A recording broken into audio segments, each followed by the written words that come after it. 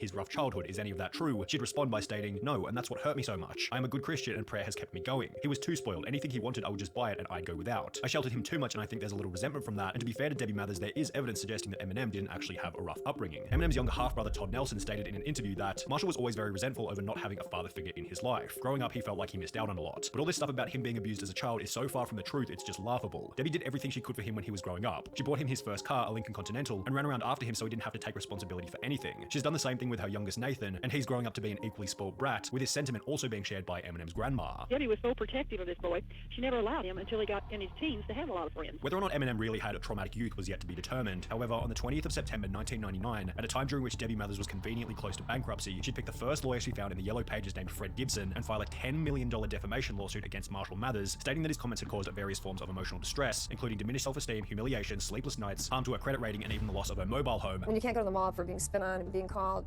you disgusting pig, it's sad because people are passing judgment by listening to Marshall's songs. However, the filing of this lawsuit only led Eminem's mum to receive even more backlash. Going back to the interview with Eminem's half-brother, he'd state that after filing the lawsuit, Eminem's mum became the most hated woman in Detroit. Debbie can't go out anywhere in Detroit without being recognized, and normally it ends up with her being abused or attacked. She's had everything from eggs thrown at her to cigarette butts flicked at her. She got so fed up with people cursing or staring at her that she'll only do her shopping in the middle of the night. It's a terrible way to live and nobody deserves what she's been through. When Marshall himself learned of the lawsuit, he unsurprisingly called his mother in a fit of rage. However, in the public eye, Eminem was able to remain cool, calm, and collected, stating that he simply expected the lawsuit. My mum is a lawsuit queen. All her life she has sued people. That's how she makes money. When I was 5, she had a job on the cash register at a store that sold chips and soda. Other than that, I don't remember her working a day in her life. While Eminem's lawyer would come forward stating that the lawsuit will only be dealt with through legal channels, Eminem seemed to have a different idea as he began to use the situation as fuel for new lyrics. The lawsuit didn't stop him. When he got hit with a lawsuit, it didn't stop him. He got worse. On the 23rd of May 2000, whilst Eminem was smack bang in the middle of the lawsuit, he'd released the Marshall Mathers LP on which he'd feature lines such as, "My mum's suing for $10 million. She must want $1 for every pill I've been stealing. Where you think I picked up a habit? All I had to do was go in her room and lift up her mattress," doubling down on the claims that had started the lawsuit. However, this is the point at which the story takes a bizarre, almost hilarious twist. As a result of Eminem continuing to rap about his mother in an unfavorable way, she'd respond by doing something that only a few have been dumb enough to attempt. Debbie Mathers dropped a diss track on Eminem. With the release of the CD, it was one of the ways for me to get my feelings out there to my son and the public. The song titled Dear Marshall was released on a 2-track EP called Setting the Record Straight. This is called Set the Record Straight with IDX and Eminem's mom, and it should be available in stores. And featured lyrics such as, "We have a problem, Marshall. The past 2 years, something really went wrong. I was so excited about your success, yet so let down by your betrayal. Will the real Marshall Mathers please stand up and take responsibility for his actions?" It includes the telltale line, "Marshall, we have a problem." And to set the record straight on that lawsuit, Debbie hasn't dropped the suit, but as we said, she is working on a settlement. With Eminem now having a fair bit of pressure on him from the media, Debbie Mathers reduced the lawsuit amount from $10 million to $2 million with the goal of reaching a settlement. However, perhaps as a partial result of his mother's diss track, Eminem rejected the $2 million settlement request, instead stating that he'd rather pay his attorneys $100,000 just to make sure that she doesn't get a dime. Although, while Eminem wasn't ready to give up $2 million that easily, Debbie seemed to have theorized another method to earn this money, as shortly after having her $2 million settlement rejected, she'd announced that she was writing a tell-all book about her and Marshall's upbringing titled My Son Marshall, My Son Eminem. After seeing her book announcement as another cash grab based on his fame, Eminem would escalate the conflict further by stating, "If I could go back in time, I'd probably go back to the day I was born and kill my mother as soon as she had me," also releasing another brutal song titled Cleaning Out My Closet, in which Eminem can be seen digging a grave for his mother in the music video, whilst rapping lyrics such as, "Look at me now, I bet you're probably sick of me now. Ain't you mama, I'ma make you look ridiculous now." However, while this was the approach taken by Eminem publicly, his mother explained that behind the scenes, he was on the phone begging her to end the conflict, having stated, "All I want for my birthday, for Father's Day, for Christmas, for all the other holidays, is for you to drop the lawsuit," and it seemed like after this phone call, Debbie was potentially going to drop the case. She'd publicly admit that, "I didn't mean to sue my son for defamation. I just wanted to stop my home being repossessed and clear up the financial problems that had been caused," yet under the advice of her lawyer, who stated that the suit would be a good way to give Marshall a wake-up call, Debbie continued the case until it would finally come to settle on the 8th of August 2001. 2 full years had passed since Debbie initially launched the lawsuit against her son, and given how much pain had been experienced during this period, Debbie was likely expecting a pretty impressive payout, although this isn't what would happen. Eminem was ordered to pay his mother a measly $25,000, which becomes even funnier when you come to discover that in the process, Debbie Mathers was charged $23,354 in legal fees, meaning that when all was said and done, Eminem's mum kept only $1,646. Debbie Mathers' lawyer stated that she was the most high-maintenance client I've had in my legal career, and that the $25,000 settlement was a far cry to the time I dedicated to her personally and to the legal action. Following the suit, Eminem and his mother wouldn't speak to each other for years. We don't really speak. When was the last time you talked?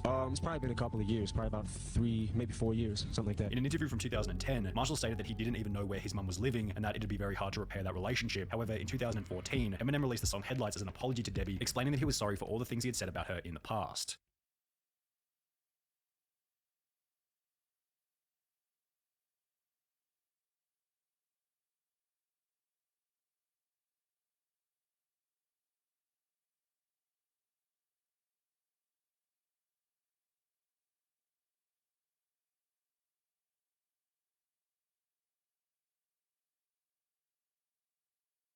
Prior to his untimely death at the age of only 22, Ziz had become an icon. Everything about him represented the never-ending struggle between success and hardship. His physique, confidence, and status seemed effortless from the outside. However, on the inside, Ziz was constantly at war with himself. He battled with deep insecurities, a feeling of apathy, and an undesirable position of fame to the point where he wouldn't even leave his own house. Yet, as a result of making his struggle public and relatable to an online audience, Ziz would become one of the most well-regarded fitness influencers of all time, ending his physical transformation looking like this, and this. Although in the beginning, at a time when his main hobby was playing World of Warcraft, he looked a little more like this, and this. Ziz explained that, "I was ridiculously thin. I'm talking the skinniest guy in my grade school. People always commented on how skinny I was and I hated it. I was always known as the skinny kid. I remember feeling like a little bitch when I was out with girls, walking next to them and feeling the same size as them." On the contrary, his older brother Saeed had begun to gain some size after going to the gym regularly, with Ziz also adding that, "I started going clubbing every weekend and always noticed whenever a jack dude walked by. They had a presence a lot greater than that of a normal person. The guys respect them and the girls are all over them. And really, who wouldn't want that?" It was after making this observation that Ziz decided to embark on a fitness journey of his own. At the age of 17, he sold his World of Warcraft account for $500 before spending the money on a one-year gym membership at Fitness First Carlingford in Sydney, Australia. Playing video games for like 20 hours a day, and then at one point he's just like, "I'm done." So he sold his account, $300-400 of it he spent to get a membership at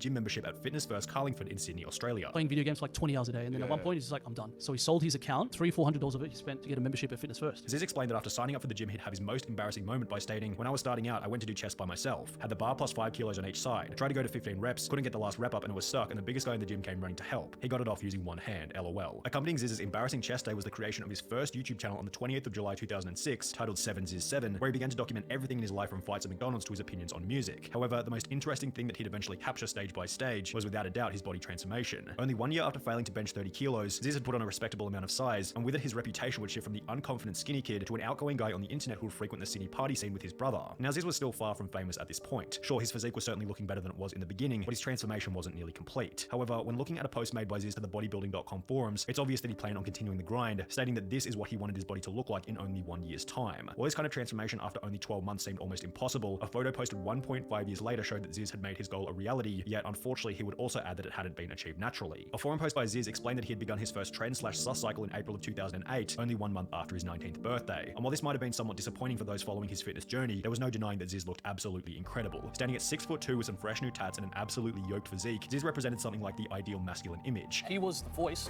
for all the skinny dudes out there who wanted to get bigger and get attention or get girls or get noticed or get respect. And did he get all those things? Yeah, he did. However, this wasn't even the primary reason behind why people began to love Did he get all those things? Yeah, he did. However, this wasn't even the primary reason behind why people began to love him. It was that he had this image, yet he tried not to take life too seriously, breaking the overly serious gym bro stereotype. The Ziz persona was just an act for social media. The Ziz created Ziz to be his perfect representation of who he wanted to be and who he played up to be for his perceived stereotype based on his appearance. He would state in an interview, "Personally, I'm a very friendly and happy person and believe that people need to lighten up and enjoy life more. Even though I put on a lot of size and to some look intimidating, I'm one of the friendliest people you can meet. I love playing up my perceived stereotype and at the end of the day never take myself seriously, which is one of the reasons that I've accrued the fan base that I have." Now sure, it's obvious that Aziz Shayversi and the real Ziz built his physique in real life for serious reasons. However, online, Ziz was more of a character that represented the classic fitness douchebag. He even clarified in one of his video's descriptions that Ziz is not a person, Ziz is merely a personification of a way of life. With this being the goal, he began to build a reputation for being somewhat of an online troll. Political views, whichever politician is most aesthetic. Barack Obama is pretty aesthetic for a politician, so he deserves to run the country. What's your religion? Shredology. The belief that transcendence of life into heaven is achieved at 6% body fat. A complete euphoria and sense of accomplishment overcomes the shredder, entering almost surpassing the majestic boundaries of human emotion. What quality do you value most in your friends? Body fat percentage. In the process of playing this character, Ziz would deepen his legacy by seemingly inventing or at least popularizing a whole new gym bro language. Phrases such as "you mad," "you myron," "fwak," "brah," and "come at me bro" seem to make up more than 50% of Ziz's vocabulary, and while you might say that these phrases were common before Ziz, he certainly popularized them even further. In addition to transforming his vocabulary, Ziz would also see a complete overhaul in his success with women. In a forum post he was asked, "How much attention did you get before working out?" To which he'd respond, "None. I never hooked up with a girl till after I finished school. Yes, strong loser. Never cared about the way I looked, did my hair, etc. But that's because I had no self-confidence. As soon as I started going gym, my confidence skyrocketed, and I have no trouble approaching or talking to any girl, and most of the time they come up to me, serious. Now, in all honesty, I wouldn't be able to count how many girls I've hooked up with, lol. Maybe a few hundred or so in the last 3 years, lol." Ziz had gone from a guy who felt inferior next to girls because he was the same size as them, to a guy who, when messaged by hot girls, simply used it as another opportunity to troll. "Looking good. I would appreciate an accept so we can chat. Thanks. Hey darling, awesome to have you as a friend. Appreciate your offer, but no thanks. You are 7 out of 10 at best. And because I'm a lot more beautiful than you physically, I do not think there is any reason as to why I must undertake a chat with you, as I would only do so with people who are on my par genetics wise, so I surpass strong and attractive genes to my future children. Unfortunately, I'm afraid you'll bring our children down 2 points, and judging by your risque DP and ability to message random guys out of the blue, you're more than likely a whore. Thanks for the ad though, hope we can still be friends. Ziz often posted these hilarious exchanges to his Facebook, resulting in over 400,000 followers, which then gave him the opportunity to feature in Underbelly in another show titled The National Road Trip. Additionally, Ziz would launch his own protein label and a book titled Ziz's Bodybuilding Bible, both of which performing quite well upon release. However, shortly after achieving such viral success, Ziz began to notice how much fame was becoming a burden on his life.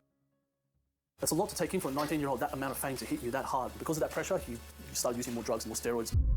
I started saying no to photos and people just thought I was a dickhead. I'm not joking how many photos I get asked for. At a festival, it's up to 400 to 500 sometimes. First few months was like, whoa, this is awesome. Other times you can't be effed, and I feel sorry for my mates who have to put up with it now when they're out with me. I would have never expected it to get like how it has. In addition to being asked for hundreds of photos per festival, Ziz would make a post to the bodybuilding.com forums explaining that every time he'd go shopping, people would yell at him, "Come at me bro," or "You Myron," and that he'd rather the video that had made him so famous never have been posted in the first place. More negative press would cultivate after his brother Chessbra was arrested for possessing anabolic steroids in mid-2011, with news articles on the topic featuring Ziz's photos, simply because he was the more famous brother, which became even worse after a video would surface of Chessbra stating that Ziz was actually the one who introduced him to steroids. Surprisingly, it was Az. He was the one that introduced it to me. Even though everyone thinks it's the opposite way around because I'm the older brother, he was the one who introduced me to it. Every week he'll jump on the scale and he'll be like, look, I'm a kilo heavier this week.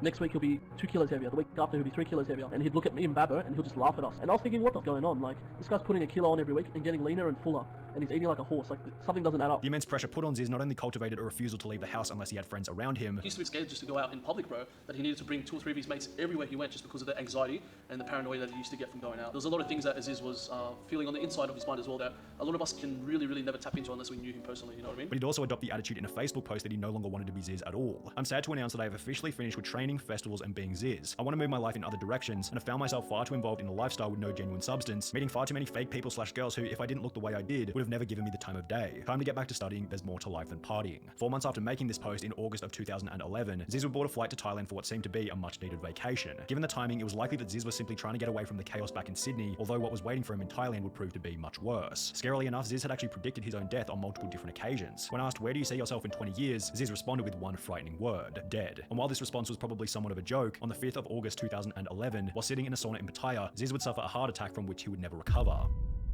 A well-known Sydney bodybuilder has died after collapsing in a sauna in Thailand. Doctors say the 23-year-old had an undiagnosed heart condition, but some say a growing obsession with body image is dangerous. As mentioned in the news report, it was discovered that Ziz had an undiagnosed heart condition, which could have killed him at any time, although of course many have speculated that his use of PEDs helped in causing his death sooner rather than later. More concerned with how his brother was going to be remembered, Chessbra would upload a 19-minute-long tribute video titled Ziz the Legacy, which to this day has gained over 16 million views, with the comments perfectly summing up the positive impact that Ziz made during his time on Earth.